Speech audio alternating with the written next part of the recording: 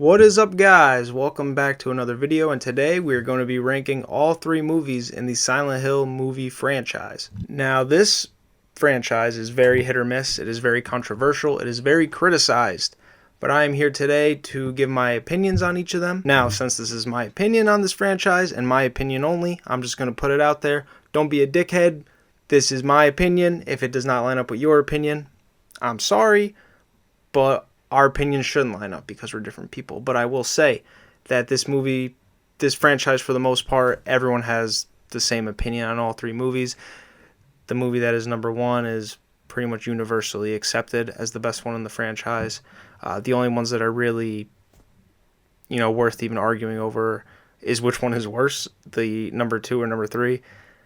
But this is my opinion, not yours. So without further ado, let's dive into it. So coming in at number three, the winner of the battle of last place on this list is going to be Silent Hill Revelation.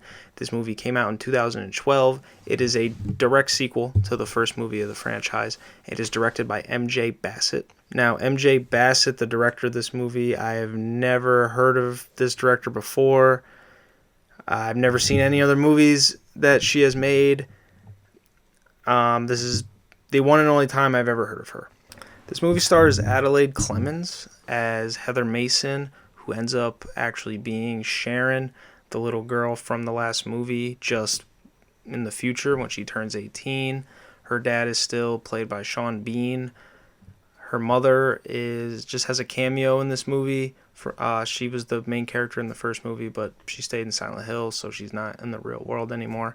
Basically, she finds out her whole life has been a lie on her 18th birthday and that she is actually a completely different person, Sharon, and that she has ties to Silent Hill and that she has to go back there because her dad gets kidnapped by that weird cult and she's got to go back to save him. This movie was hard to get through. It was tough. It was only an hour and a half, but it was not an easy watch. I did not like this movie at all. It was really bad. The acting was really bad. Adelaide Clemens, I'm probably butchering her name, but she is not very good or convincing in this movie. A lot of the actors don't do a good job. It's hard to get emotionally invested in any of the characters because you're just so disinterested. I will say that of all three movies, this is the only movie based off of a game. I did not play the game. I did not play Silent Hill 3. I've played Silent Hill 1, 2, 4, Homecoming, Downpour, F, but I have not played Silent Hill 3, mainly because it's like a $300 game, and I'll get around to it maybe one day, but as of right now, I'm probably not going to play it anytime soon, so I don't have that tie to the game, so I'm watching this strictly as a movie fan, and I can't really compare it to the video game. There's just a lot of weird creative decisions in this movie. Pyramid Head is in it. As we all know, Pyramid Head shouldn't be in anything besides the Silent Hill 2 story, but he is in all three Silent Hill movies. In Revelation, he is this weird protector storyline. He protects the main character at the end of the movie. He goes up against the antagonist. This lady's supposed to be the antagonist. Her name's Claudia. She's this evil witch. She's in the movie for probably 2 or 3 minutes, and then she transforms into this character, and her, this monster character, and her and Pyramid Head have this Mortal Kombat type fight at the end of the film. I was just what the fuck was that? The supporting characters, not interesting at all. I think the guy that is Heather's friend is very annoying, not interesting. He served no purpose to the film. The set design is all right. The score is decent. The score in all these movies are good. They use the music from the video games, which ties in really well to some scenes. There's CGI and green screen. That's been a problem with this whole franchise, but it doesn't look very good in this film. I do believe this movie had the lowest budget of all three. But still, it doesn't look really good at all. The one monster that I thought looked good, they kill it off right away, and it dies in such a stupid way. She reaches in to his heart and takes this device out, and he just turns into ash, and that's it. He kind of looked like a Resident Evil type of character, but they just kill him off right away. This film is also more action horror. It's not scary at all. They focus more on the action part. I mean, like, okay. I think they should have focused more on being a little bit more scary or psychological or eerie, but it's just really not. This movie is just not good, especially for a Silent Hill adaptation. It is really poor. It's hard to get into. It's a waste. It felt like a waste of time watching it. I was just not a big fan of Revelation. Coming in at number 2 is going to be the movie that I just reviewed and watched this past week, not even like 5 days ago, Return to Silent Hill. This movie is directed by Christoph Gans, who directed the first movie in the franchise. And because of that reason, I am very disappointed in this movie. A lot more disappointed than Revelation, because he wasn't part of that. And he did a pretty good job on the first film. But Return to Silent Hill just completely missed the mark. The only reason I put Return to Silent Hill above Silent Hill 3 is because, 1, it's based off of my favorite game in the franchise.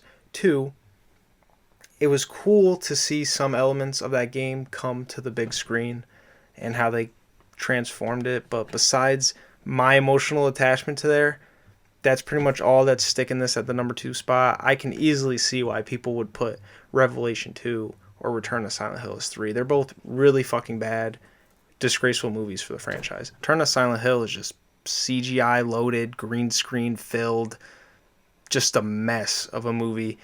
The main character, James, I really want to know what filming this looked like, because he just basically floating around fake backgrounds and environments for the entire runtime of the movie. And not to even mention that they changed a lot of the major parts of the video game story into this weird cult thing. They took out a lot of settings and boss fights and interactions with the side characters. They just did away with a bunch of it and kind of went off on their own direction, and it really just was bad. It's bad. This movie's not enjoyable. I thought it was a little easier to get through than Revelation. It's like I said, it's not good. The acting is better in this movie. I thought the girl that played Maria, Mary, and Angela did a phenomenal job. I thought that the guy that played James, Jeremy Irvine, he did a pretty decent job.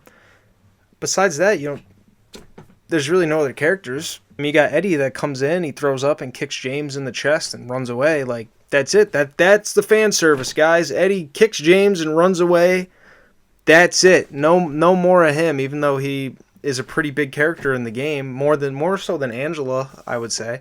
There's weird tweaks, like Mary isn't even James's wife, he's his girlfriend. Pyramid Head's in the movie for a couple minutes.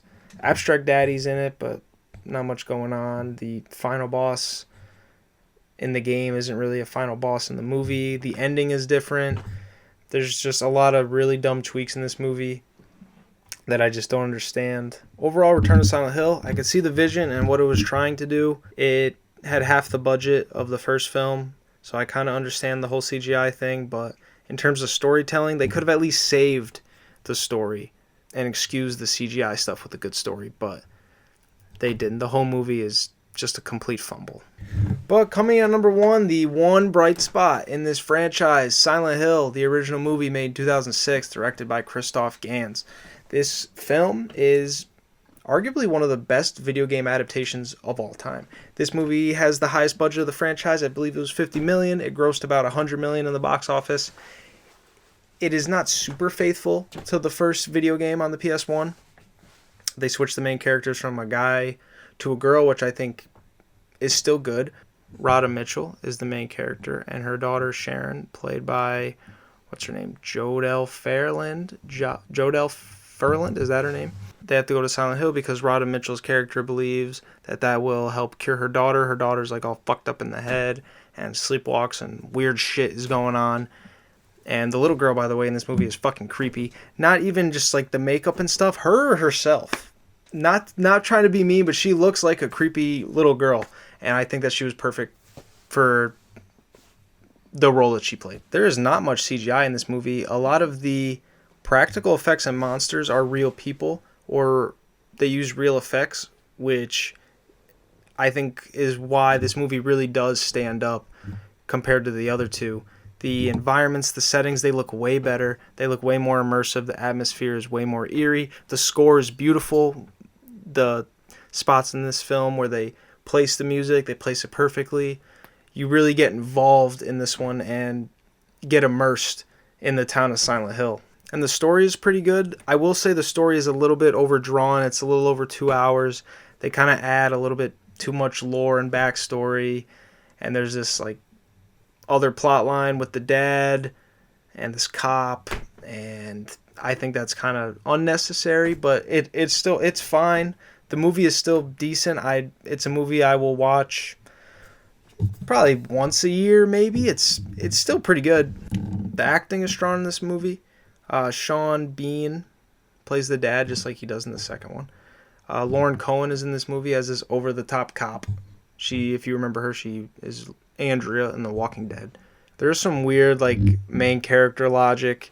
They make some really weird decisions. Like Lauren Cohen's character, she could easily jump in this elevator in this one scene, but instead she decides to stay behind for some reason with no bullets in her gun, and she ends up just burning alive when she easily could have gotten in the elevator with the main character and ran away. I will also say that the real people element, like the cult element, kind of takes away from the scare factor, because I think most people, when it comes to Silent Hill, they're more involved in, the eerie, weird environment and monsters than they are like the cult storyline with actual real people. But besides that, it's a very, very solid movie. One of the best video game adaptations of all time, and I believe it is everybody's number one when it comes to this franchise. Which also disappoints me because Christoph Gans directed this movie, and it's just gone downhill ever since. He says he wants to make more films for the franchise. There's a couple more games he still can make movies off of. Silent Hill 4, Downpour, Homecoming, etc. I don't know if that's going to happen. I know these movies are making less and less every time that they release. So I don't know. It's going to be interesting to see the direction that this franchise goes in. I'm all for another movie for this franchise, but I would like one with more practical effects, less CGI, and maybe a better cast, better casting choice. The first movie had the best cast. The second and third movie, they really missed in that department. But yeah, guys, that's my ranking of the Silent Hill franchise. If you guys haven't seen any of the films in this franchise, I would recommend, first you should play the games. If you can't play the games because they are expensive, definitely watch the first film. The other two movies, if you have them on your streaming service, I guess you can watch them, but don't go out of your way to watch them. Don't buy them, don't rent them.